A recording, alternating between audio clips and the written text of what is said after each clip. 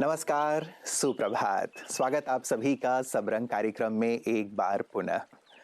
मित्रों, आज सवेरे-सवेरे एक विचार आ रहा था कि जिन महान विभूतियों ने अपने जीवन में सफलता अर्जित की, कितनी कठिनाइयों का उन्होंने सामना किया और कितना श्रम करके वो बुलंदियों पर पहुंचे।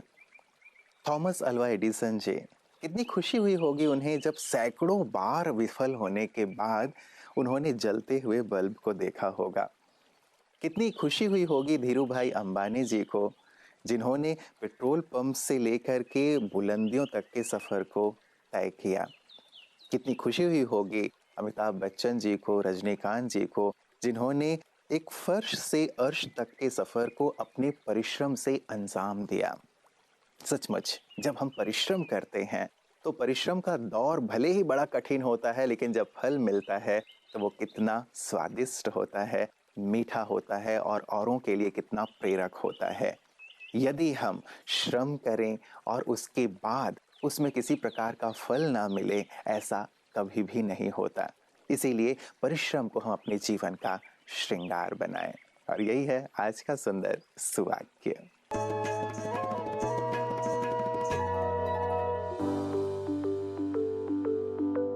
श्रम विहीन सफलता है अर्थहीन। हम सभी जानते हैं कि ईमानदारी का कोई मोल नहीं। ईमानदार इंसान सत्यता की मूर्ति है, विश्वास की वो छवि है जो विजय माला के उपहार से सुसज्जित है। समाज तथा मनुष्यता के चित्रपट पर अंकित की हुई आदर्शवाद की मिसाल है। ईमानदारी का नतीजा है सफलता और संतुष्टता। ईमानदारी का गुण इस एहसास की पूर्ति कराता है कि सच्चे निष्ठा से किया हुआ परिश्रम कभी विफल नहीं होता। आप जानते हैं कि सफलता को प्राप्त करने का कोई संक्षिप्त रूप नहीं होता, न ही अतिरिक्त होशियारी से सफलता को अर्जित किया जा सकता है। सफलता प्राप्ति का मूल मंत्र है निरंतर कठोर परिश्रम। जो सफलता भ्रष्टाचार, छल और धूर्तता से प्रेरित होती है, वो अयोग्यता का परिचय होता है। इंसान को अधर्म और अन्याय करने पे मजबूर करता है। ऐसी सफलता अल्पकालिक होती है, क्योंकि ईमानदारी की सत्यता ही स्थायी है। इसीलिए सफलता अर्जित कीजिए अपने बलबूते पर, किसी को छलकर नहीं।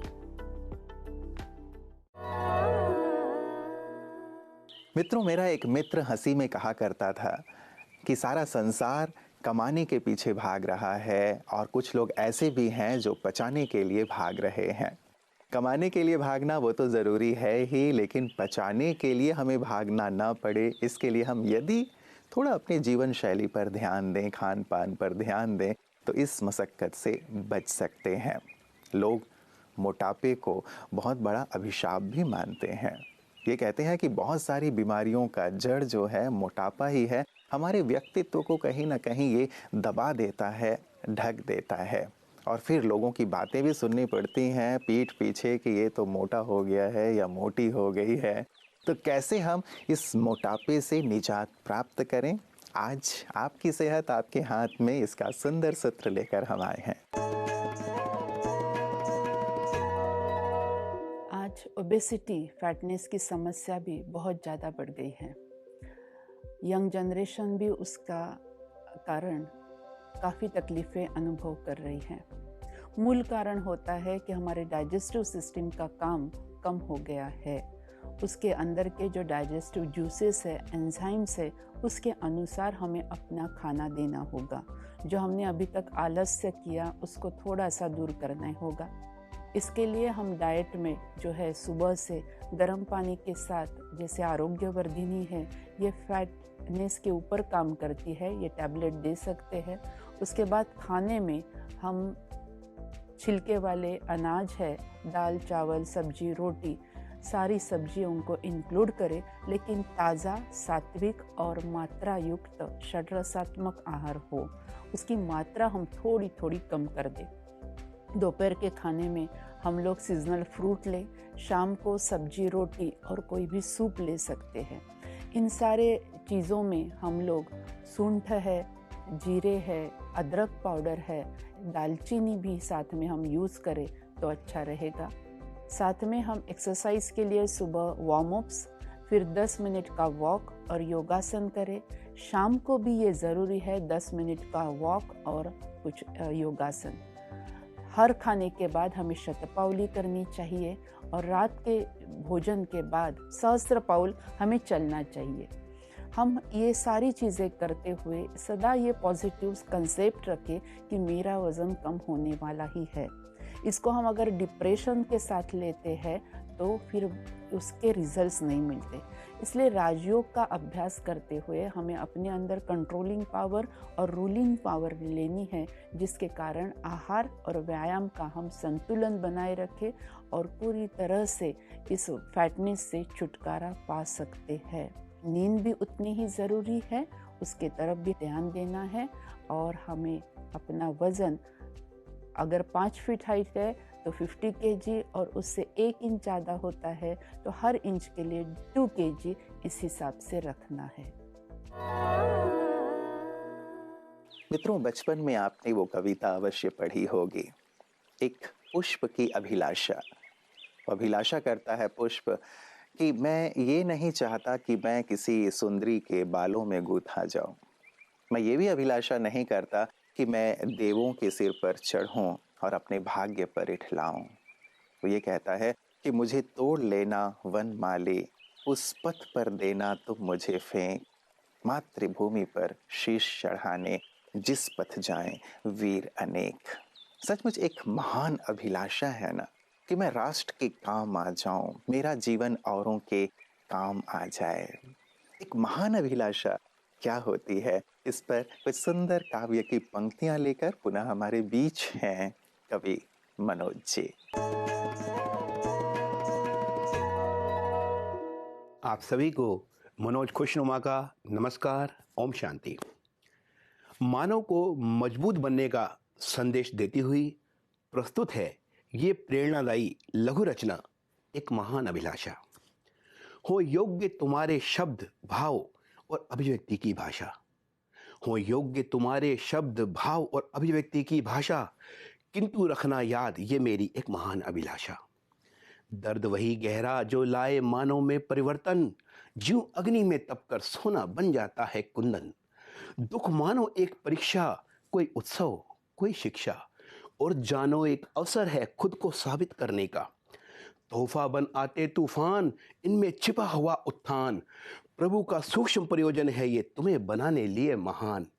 हर हलचल का पक्ष है दूजा, चहुमुखी निखार, आंधियों में भी रखिए लो रोशन बरकरार, लो रोशन बरकरार। धन्यवाद, प्रणाम।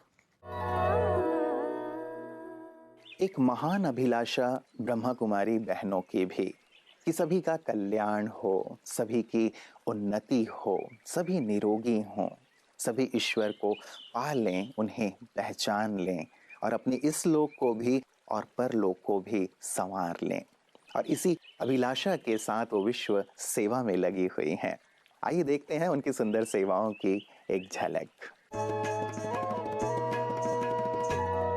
उत्तर प्रदेश के रुरा में ब्रह्मा कुमारी राजयोग द्वारा सकारात्मकता कार्यक्रम कलेक्ट्रेट सभागार में कलेक्ट्रेट मीटिंग हॉल में जिला अधिकारी के साथ एक कार्यक्रम का आयोजन हुआ, जिसमें मुख्य रूप से श्रीमती नेहा जैन एवं मुख्य विकास अधिकारी श्रीमती सौम्या पांडे की अध्यक्षता में सभी अधिकारियों के लिए राजयोग द्वारा जीवन में सकारात्मकता विषय पर कार्यक्रम रखा गया, जिसमें रूरा सेवा केंद्र से ब्रह्मा कुमारी प्रीति बहन ने संस्था का परिचय देते हुए योग एवं योगा का अंतर स्पष्ट करते हुए बताया कि योगा शरीर के स्वास्थ्य के लिए जितना आवश्यक है, उतना ही मन को स्वस्थ रखने के लिए योग की वर्तमान समय की आवश्यकता है। वहीं पंजाब में मोहाली सेक्टर 80 में रक्षा बंधन का कार्यक्रम केंद्रीय विद्यालय स्कूल में मनाया गया, जिसमें बीके मीना ने रक्षा बंधन का आध्यात्मिक महत्व समझाया और बीके सुमन ने उन्हें सभा के दौरान 10 मिनट के लिए राजयोग ध्यान का अनुभव कराया। कार्यक्रम में लगभग 550 छात्रों और 40 कर्मचारी ने भाग लिया। बीके बहनों ने प्रिंसिपल और स्टाफ सदस्यों को राखी का पवित्र धागा बांधा। उन्हें आंतरिक दोषों और नकारात्मकताओं से छुटकारा पाने का संकल्प लेने के लिए कहा गया। इस कार्यक्रम के दौरान ध्वजारोहण भी किया गया। मित्रों, एक ट्रक के पीछे लिखी हुई पंक्ति जीवन में बहुत काम आने वाली है और उस पर हमें अमल भी करना चाहिए। लिखा था कि जरूरत पड़ने पर सलाह नहीं, साथ दें।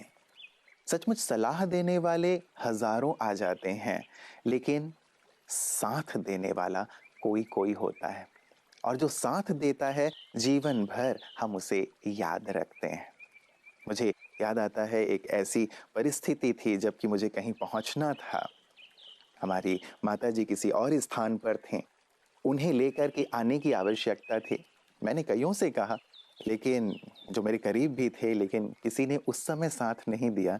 लेकिन जिस एक व्यक्ति ने साथ दिया उस ज़रूरत के समय पर, जबकि मैं नहीं जा सकता था, उसने उन्हें उस स्थान पर पहुंचाया, और पहुंचना बहुत बहुत ज़रूरी था।